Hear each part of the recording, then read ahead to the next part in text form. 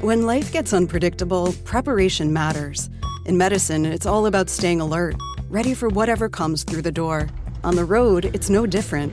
That's why Volvo designs vehicles to help anticipate risk, reduce harm, and protect lives. The Volvo XC90's advanced safety systems inspire confident decisions wherever the road takes you.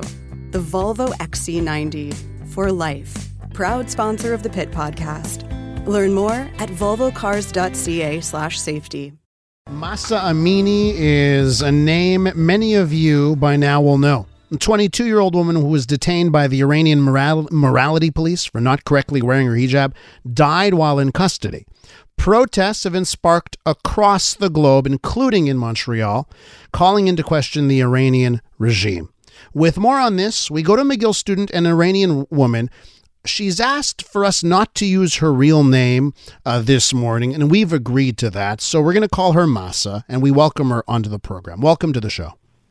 Thank you so much. Thank you for having me. Last week, right across the street from where we work here at CJD 800, there was a protest, and I was walking by. I had left work, and I saw the protesters. I went out to go speak to the protesters, and in fact, at one point, I took out my phone because I was going to record some video and post it, saying, "Hey, look what's happening in Montreal. People are protesting."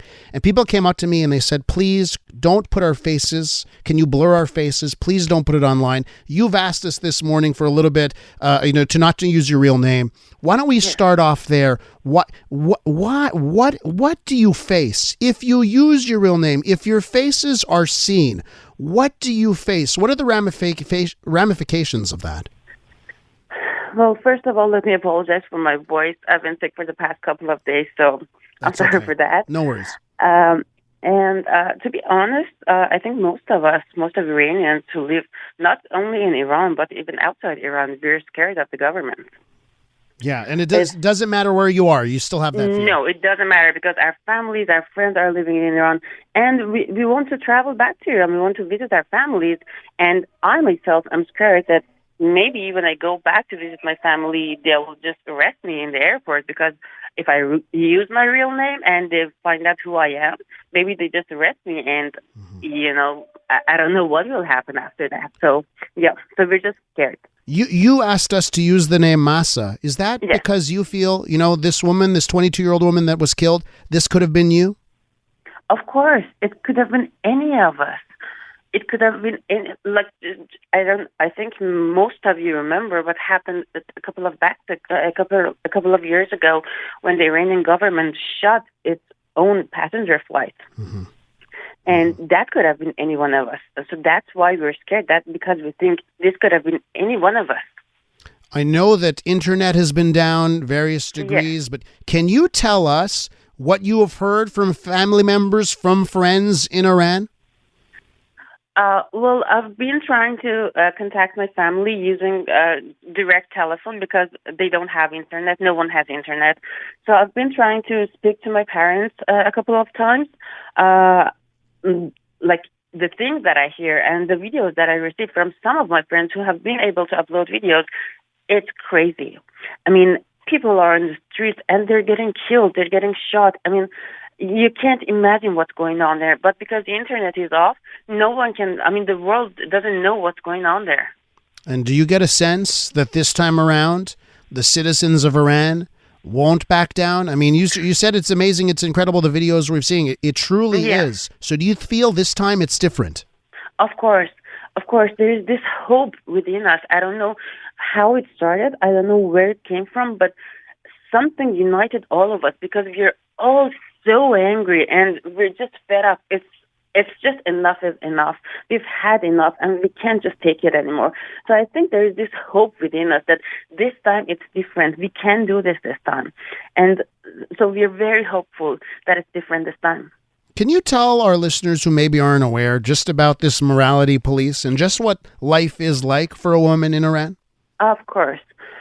To be honest, it's very easy and at the same time very difficult to explain what's going on in Iran. Because it's easy because you all know, people in Iran, especially women, want their freedom. But it's difficult to explain because the world may have no idea which freedoms Iranians are fighting for. Like what we call freedom is what most people around the world would call a normal life. So just let me read you a tweet from one of the Iranian users about what our dream country would look like in a day. Maybe this will help you better understand what we want. Please go ahead. Quote, let's imagine you're planning to have a beer with your friends at a bar for your friend's birthday. Before going to the bar, you go to a branch of your favorite brand and buy your favorite gift, which you know is original and not fake. And you drive your normal car, which is safe and costs normal, while you're wearing the dress you want, unquote. So doesn't this sound like a normal day to you? Yep. Well, for people in Iran, this is just a dream. Like as you said, I'm sure you have no idea what the morality police is, but it's like some kind of police that they walk up and down the streets in the cities in Iran and arrest girls and women for not wearing the clothes approved by the government. So yes, in 2022, while the world is fighting for equality, women in Iran cannot even decide what to wear. And this is just the beginning. And Mahsa, to wrap up here, it's what also is not lost on me is you see images from Iran's history before the revolution, and you see a modern society, a secular society. Exactly. And then decades of darkness, for lack of a better term. Exactly. It's been 43 years, and like people just they've had enough. They can't take it anymore. Women cannot take it anymore. We want our freedom. We want our basic rights. We just can't have it anymore. If the citizens had the power, if the citizens got to decide, you think that Iran would quickly return to a modern secular society? Well, I don't think these things happen overnight. We have a long way ahead of us, but if everyone is united and if they decide, maybe we can make some changes. Yes, I'm very hopeful. Mahsa, I want to thank you so much for coming on this morning. I know it's difficult for all the reasons we outlined off the top of the interview to speak. It is, but thank you so much. I just want you, I just want you to be our voice, because during this very difficult time, internet is shut off. We don't have access to internet. People in Iran, they don't have access to internet. The world is not hearing our voices. I just want you to be our voice and just let the world know what's going on there. So we need your support. We need international support. That's all we want. Mahsa, you have a voice on this program, and I will gladly give a voice to the Iranian people for this reason, time and time again. Thank you so much. Thank you so much. Thank you for having me. We're calling her Mahsa this morning, representing that woman, Mahsa Amini, who was killed, the 22-year-old woman we just spoke to, a McGill student and an Iranian Montrealer.